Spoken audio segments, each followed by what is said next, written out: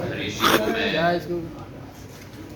धन्यवाद अर्पित करना चाहता हूँ और मेरे मीडिया के सभी परिवार के मित्रों को मैं नमस्कार करना चाहता हूँ। आज एक बहुत महत्वपूर्ण दिवस है। महत्वपूर्ण दिवस केवल भारत सरकार के लिए नहीं, लेकिन मैं मानता हूं कि महत्वपूर्ण दिवस भारत के इतिहास के लिए। जब देखा जाता है कि किसी भी देश का पथ, आकार और दिशा बनाने में कई सदियां गुजर जाती हैं, लेकिन पिछले 9 वर्षों में जो ऐतिहासिक प्रगति, ऐतिहासिक परिवर्तन प्रधानमंत्री नरेंद्र मोदी जी के नेतृत्व में, भारत की समस्त जनता के आशीर्वाद, भारत की समस्त जनता के साथ को लेकर संभव हो पाया, उस पर आज मैं थोड़ा प्रकाश डालना चाहूंगा। हमारी सरकार प्रधानमंत्री जी के नेतृत्व में सेवा की सरकार है, सुशासन की सरकार है और गरीब कल्याण की सरकार है। ये हमारे मूल मंत्र केवल नहीं है, लेकिन ये एक तरीके से सरकार का प्रधानमंत्री जी के नेतृत्व में संकल्प है। और उसी संकल्प के साथ जब गरीब कल्याण और गरीब सशक्तिकरण के विषय को लेकर सरकार आगे चल रही है, तो अगर हम देखें कि जो पीड़ितों और वंचितों को अधिकार देने का एक क्रांति और एक जंग प्रधानमंत्री जी के द्वारा छेड़ा गया है, इस विषय के साथ कि जब हम कहते हैं कि सबका साथ, सबका विकास, और जब सबका साथ हो, सबका विकास हो, उसी उपलक्ष्य में संपूर्ण भारत का विकास हो। पिछले 68 वर्षों में भारत की आजादी के समय से जो स्थिति उत्पन्न हो पाई, उस पर अगर हम विश्लेषण करें तो आश्चर्यजनक स्थिति उत्पन्न हो गई। भारत ने पूर्व में भी विश्व का नेतृत्व किया है। 1820 में जब पूरे विश्व के घरेलू उत्पादन का दर हम देखते थे, भारत उस समय में, उस सदी में, उस कालखंड में पूरे विश्व के घरेलू उत्पादन का दर का करीब 16% भाग होता था। और वही 16% भाग से 2014 तक हम लोग 2.6% तक सिमट गए। पिछले 9 वर्षों में जो पुरानी एक प्रवृत्ति थी भारत के प्रति, देखा जाता था कि तकनीक के क्षेत्र में, टेक्नोलॉजी के क्षेत्र में भारत को पिछड़ा समझा जाता था। उसी के साथ अगर हम देखें कि विकसित देशों के साथ भारत को एक शागिर्द के रूप में देखा जाता था,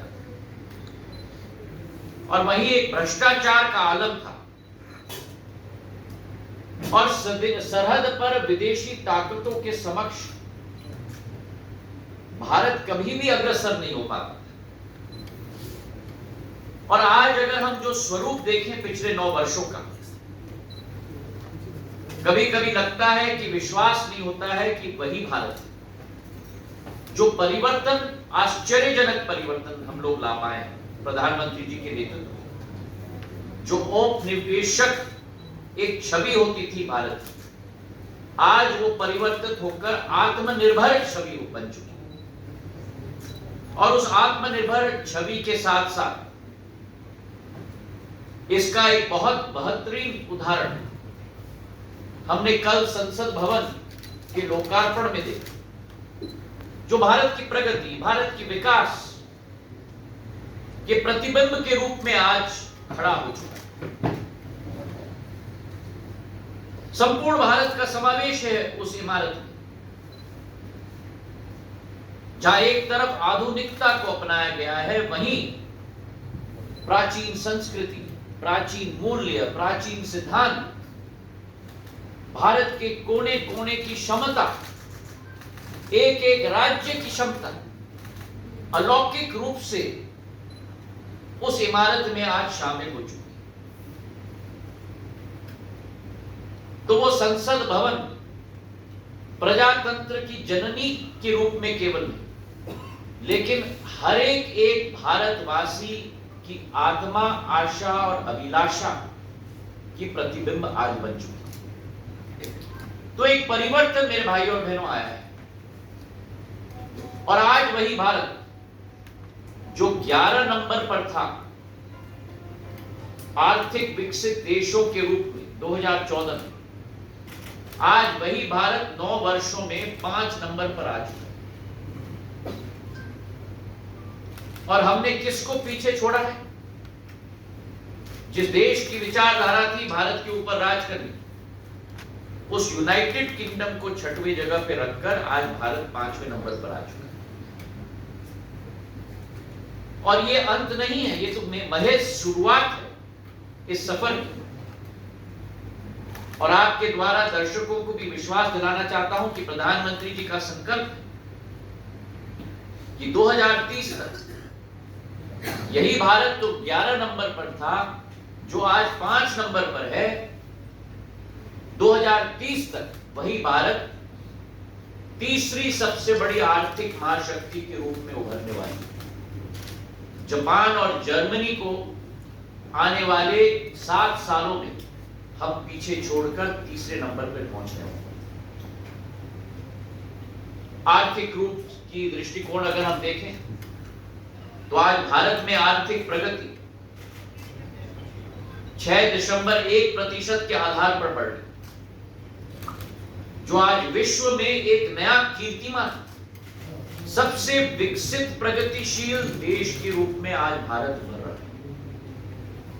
सबसे बड़ी आबादी का देश, सबसे नौजवान देश, 140 करोड़ की आबादी, 70% देश की जनता 35 वर्ष के आयु के नीचे, मतलब 90 करोड़ लोग। मानव संसाधन की शक्ति आज भारत की आप देखें, अमेरिका की 3 गुना आबादी, यूरोप की 1.5 गुना आबादी, सबसे बड़ी आबादी का देश, सबसे बड़े युवा शक्ति का देश और सबसे तेज गति से आर्थिक प्रगति करने वाला देश। आज ये छवि भारत की प्रधानमंत्री जी के नेतृत्व में विश्व पटल पर बन चुकी है। और इसके पीछे कई स्तंभ हैं, कई नींव हैं, कई योजनाएं हैं, कई संकल्प हैं। और उन नींवों पर, संकल्पों पर, योजनाओं पर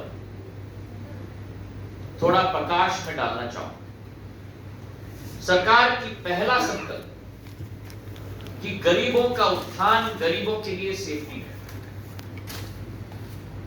एक समय था हमारे देश में जहां केंद्र में बैठी हुई सरकार ये कहती थी कि अगर 1 रुपया केंद्र से भेजा जाता है तो केवल 15 पैसे लाभार्थी के खाते में पहुंचता है। आज जो रूपरेखा प्रधानमंत्री जी के द्वारा बनाई गई, चाहे 50 करोड़ जनधन के अकाउंट की हम बात करें, चाहे यूपीआई की हम बात करें, उसके आधार पर जब केंद्र में दिल्ली में बटन दबाया जाता है तो वो राशि सीधे लाभार्थी के खाते में 100% पहुंचाया जाता है। बीच में कोई भी छुट्टी